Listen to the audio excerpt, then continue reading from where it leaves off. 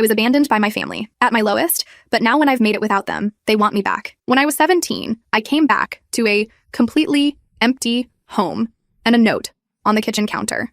It was the cruelest thing I've ever read.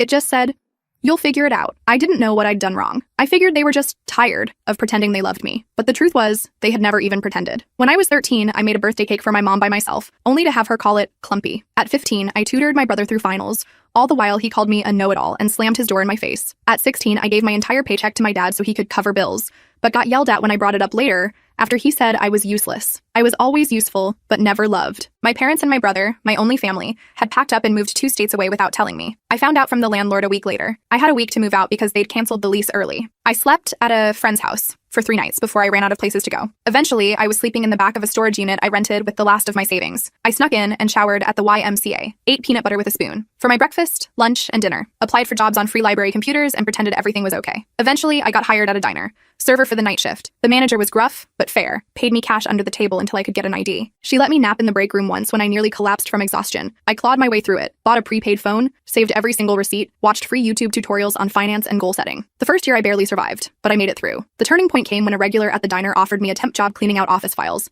It paid triple what I made serving. I said yes. That job led to another, and another. I learned quickly, showed up early, and asked questions. By 22, I was freelancing full-time. By 25, I launched a consulting business. Just me, a folding table, and a borrowed laptop. By 27, I had 5 contractors under me, my own office, and a client roster that included companies I used to dream about. And by 29, I was officially a millionaire. Not influencer millionaire, not fake it for Instagram millionaire. Actual savings with a retirement account, no debt, paid off apartment, health insurance I could afford. The first time I saw my bank app hit 7 figures, I cried. Throughout those tough years, my family never reached out, not even once. I saw my brother pop up in a suggested friends list once. He's married now, still living in the state they disappeared to. I stared at the screen for a long time, wondering if he ever told his wife about me, if he said I ran away, or if he says nothing at all. Sometimes I still wonder if it would have been easier to hate them, but truthfully, it was never hate, it was heartbreak. I go to therapy now because I want to stay unbroken.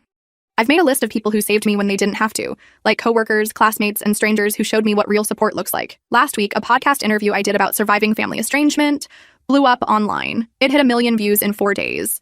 My inbox filled with messages of support, gratitude, and strangers telling me I put words to their pain. And then one email stood out. The subject line, "You're still our daughter." It was from my mom. No apology. Just a paragraph about hearing my side and how maybe we could talk. Then another message, this time from my brother. "We miss you. Can we fix this?" I stared at the screen for a long time before closing the laptop. I sat with it and wondered if healing means looking back or staying forward. I've posted my final decision in the link below.